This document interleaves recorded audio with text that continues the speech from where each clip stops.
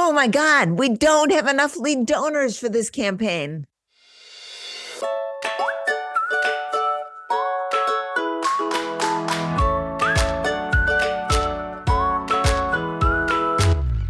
Welcome to All About Capital Campaigns, a podcast that provides fuel for your nonprofit's growth. Each week, Andrea Kihlstedt and Amy Eisenstein, co-founders of Capital Campaign Pro, provide practical tips about raising more money for your nonprofit organization. Here are your hosts, Amy and Andrea.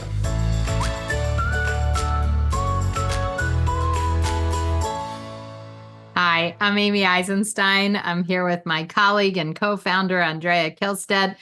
And today we are talking about what to do if you do not have enough lead donors in your pipeline or on your depth chart. You're not sure where the biggest donors to your campaign are going to come from, which is completely normal and typical. Andrea, why don't you set the stage for us about what this might look like for an organization contemplating a campaign? Yes. So let me start just by going over some basics. So you should know that the primary tool for any capital campaign is what we call the gift range chart. That's the chart that shows how many gifts you need at what level to reach your campaign goal. And those charts are not the same for every organization. They're going to be fine-tuned to fit the size of the donor base of your organization. But once you have your gift range chart set for the working goal for your campaign, the next order of business is to create a second chart, which we call the depth chart, which says, all right, if we need one gift of $1 million, we probably need a couple of names of people who will be prospects for that gift. And if we need two gifts of $500,000 on our gift chart, we probably need 4 or maybe 5 names of people who might give that $500,000. And the same with the gifts going down the gift range chart. So the next might be a $250,000 level, and you will need the names of people. And the depth chart is the chart with the numbers over the top, across the top, and actual names of people who would be prospects for each of those donor levels, each of those giving levels. And between them, those two charts, the gift range chart and the depth chart, are the guides for your campaign. Okay, let's back up just a little bit because I think you threw out a lot of concepts and I want to make sure that all listeners are following along here. Good. So the gift range chart, which is what you started with, some people call it a gift table or a gift pyramid, but basically you explained that it outlines how many gifts you need at what amounts for each to get to your goal. Now, you said something about being dependent on the donor base. So let's just explain that for a minute. And I think it'll become clearer to people who are newer to the campaign world. Right. Sure. So if you need to if your campaign goal is $10 million or $1 million or $100 million, truthfully, it doesn't matter. Your lead gift is going to be in the neighborhood of 25% of your campaign goal. So using $10 million as an example, the lead gift, the top gift at the top of your gift range chart would be $2.5 million or 25% of the goal. Now, you said something about depending on your donor base, this gift chart may shift, and it will. So if you are at an animal shelter or a children's cancer organization and you've got a pretty wide base of support, your donor pyramid may be a teeny bit flatter, and you may be able to start with a lead gift of only 20% because you may have many more gifts to your campaign. Now, I want to say this with a real grain of salt because you can never make up at the bottom of a gift range chart for a lack of gifts at the top. So proceed with caution if you're in this category. On the other side, if you're at an independent school with only 100 families and you have a fairly narrow base for support, you have only a few donors to go to, parents and grandparents and families, you will need a much steeper gift pyramid or gift table. And the top gift may need to be 30 or 35% of your goal. And then So that's what people should think about, listeners should think about when creating a gift range chart. And then the next step, as you say, is to create the depth chart or the donor pipeline. And you'll want 2 to 3 prospective donors, real people or foundations who can and are likely to give the gifts at the gift levels that you need, that you've outlined in your gift range chart. So the question is, who are those people, the 2 or 3 prospects that you need to identify for each gift that you need in order to get to your goal? Now, Amy, you and I both know that these 2 tools, shall we call them, they really are tools, are the drivers of pretty much everything you will do during your campaign. These are not idle sheets of paper. These actually are practical, usable tools because you're going to refer to them saying, all right, we're going to solicit these gifts from the top down. We're going to start by asking the people who can give the largest gifts. And gradually we're going to go down the depth chart, starting with the highest people who have the highest capacity and gradually soliciting people who are farther and farther down. That's the essence of capital campaigns. Now, what we really want to talk about today, that lays the groundwork for what we want to talk about today. What we really want you to understand is this, that it's very few organizations that when they do their gift range chart and their depth chart can account adequately for every gift at the top of in the top third, let's say, of the gift range chart. Very few organizations. Usually an organization can account for maybe a half or 2/3, if they're lucky, of those gifts right up front. What you mean by that is identifying prospective donors right at the outset of who will make those gifts. So most organizations don't know who all those prospects are right off the bat. In fact, they may be able to identify very few names, right, off the top of their head or from a first pass. It may take months to start to fill in that depth chart and figure out who's in that donor pipeline. Because, of course, we don't know everything about all of our donors, right? Sometimes we know relatively few things about our donors. So to some extent, it's a guessing game. It's an educated guessing game. Who really fits it in which category of your depth chart? And as Amy and I were discussing it, if you look back on campaign after campaign, right, when the campaign is all said and done and the money has all been raised, and then you ask the question of, all right, who actually made those gifts in the top third, for example, of your gift range chart? Who were those people? They roughly fall into 3 categories.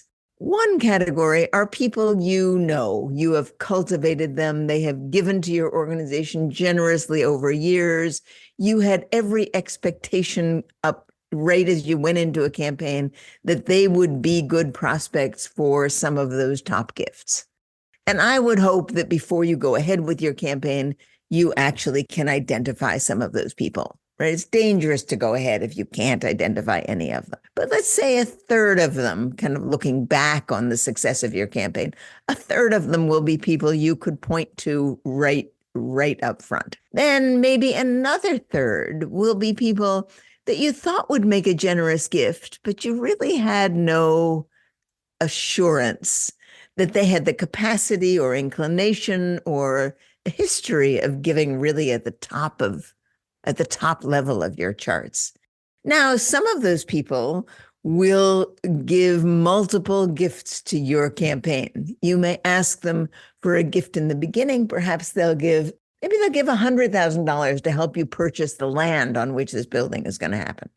And then you go back to them when the campaign is going and you'll ask them for maybe $250,000 pledged over a period of years for the campaign. All right. That's $350,000. And then as you get close to the end of your campaign, you may go back to them for a 3rd or even a 4th gift. And from the perspective of looking at who actually made the lead gifts for your campaign, turns out that some of those people you hadn't thought of as lead donors, but they have made gift after gift after gift. Guess what? They ended up not being $100,000 donors. They ended up being $250,000 donors, or even $500,000 donors, because they gave again and again. So that's another category of people.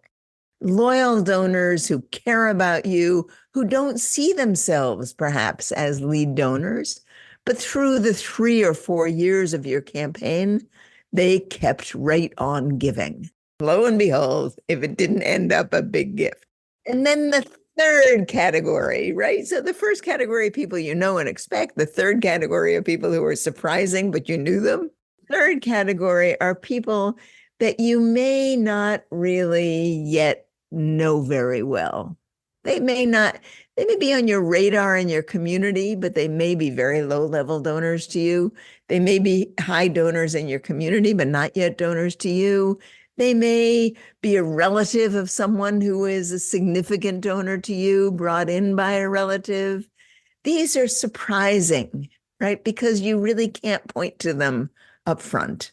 But many campaigns have people like that who, through the campaign itself, through the years of a campaign, these donors get brought in one way and another and end up making significant contributions to your campaign. Now, you don't want to hang your whole campaign on these kind of magical donors who come in, out of nowhere, and they don't really come in out of nowhere, right? They come in out of connections. But let's emphasize that, Andrea. I don't want anybody going away thinking that this is Mackenzie Scott or Oprah that are really going to materialize out of nowhere.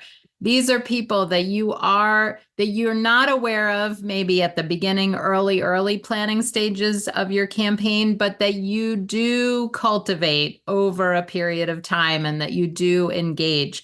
So during your feasibility study, you might ask some key people, who else should we be talking to about our campaign? And then you go and meet with them and you bring them in and you give them volunteer opportunities and you ask them for advice over a period of months or years. And it's very strategic. It's not magical.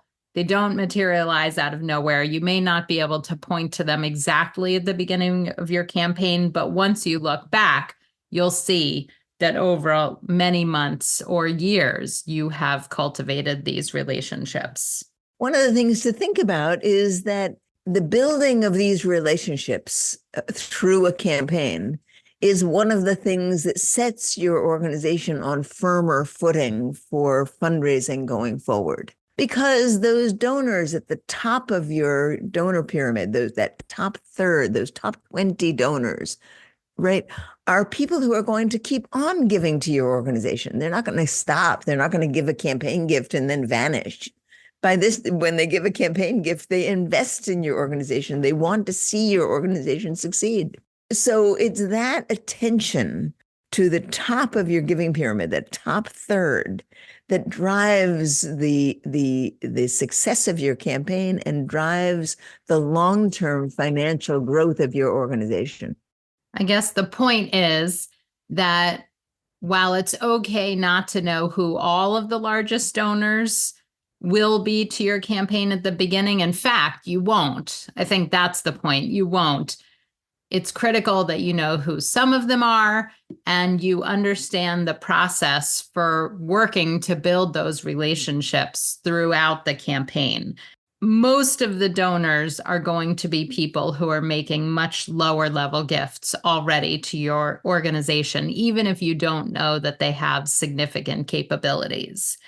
And they will emerge over time as you go through the campaign process, as you engage more and more people through various campaign committees and subcommittees, as you talk to people early on about your plans informally and formally through a feasibility study process. So there's lots of campaign strategy that goes into helping these people surface and emerge as your lead donors for your campaign. Yeah, Amy, I'd like to give one story here, just an example of a story.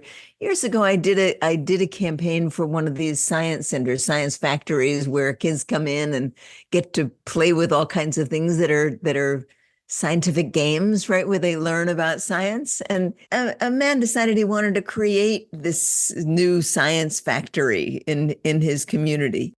And he was totally keen on doing that. He really started from nothing. It was a heartwarming story. And the first thing that we told him to do was just to go and start talking to people in the community. Talk to his contacts, tell them what he wanted, what he had in mind, what he wanted to do. And one of the people that he went and talked to was someone who had been a friend of his, who was a judge, a very well-known, well-regarded judge in that community, who had just recently retired from the bench, right? And everybody knew about him because of his distinguished judging career. And he was a friend of this guy who founded the Science Factory, and he went and talked to him. And lo and behold, if it didn't turn out that this judge was also someone who had spent a lot of his childhood in the basement tinkering, right? Tinkering with radios and taking things apart and putting things together. And he had a real fondness for that kind of science, the do-it-yourself, learn in your basement, take things apart, put them together. And he had a real sense that he had been formed as a person in his basement explorations. And he was so excited that this new science organization was being created in his community that, lo and behold, he became one of the lead donors to this organization. Now, nobody much knew about his interest or his passion, or that he had spent time in the basement as a kid. And as a judge, he probably didn't make contributions. That's right, exactly. So it was just the fact of talking to people about it and following where these stories go and why people are passionate is sometimes surprising, and makes you realize that the essence of identifying people who could give is the wonder of curiosity, of being curious about them and see who lights up at your particular mission. Not everyone will, and that's fine. But some people will, and bingo, a lead gift will emerge. Yeah, I think that's a good reminder. And most nonprofit leaders and listeners, you may identify with this, are not sure who their lead donors are or if they're prepared for a campaign. So I'd love to encourage you to visit our website at capitalcampaignpro.com/assess.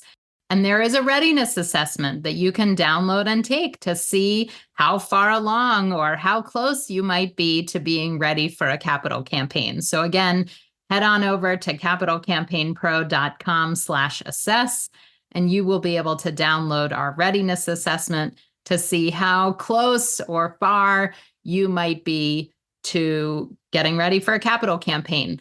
Also, of course, we'd be happy to talk to you about the specifics of your campaign and see if you are on track and ready to do this, and if we might be able to help. So visit us at Capital Campaign Pro and sign up to talk to us. We'd love to talk to you. All right. So I think the point is that most organizations are not able right off the bat to identify all of their lead donors, for sure. Maybe a third of them. That's our roundabout estimate, that right off the bat, you should be able to identify the top third of your donors that you need for the top of your gift range chart, for those top 20 gifts. And doing the work will help the others emerge. What's your key takeaway, Andrea? I think that's right. And my other key takeaway is dust off your curiosity. Understand that getting to know people is more than half the process of any effective fundraising. And it's particularly important when you're talking about inviting people to give significant gifts to a capital campaign that is moving an organization forward in your community.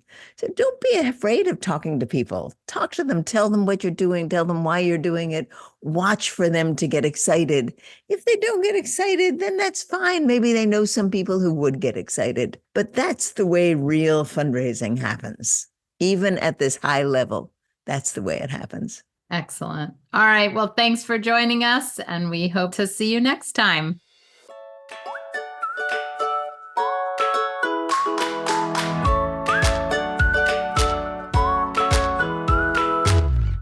Thanks for joining Amy and Andrea for today's All About Capital Campaigns. To learn more about them and their work together, visit capitalcampaignpro.com. And please subscribe, rate, and review us on your favorite podcasting platform. Thank you.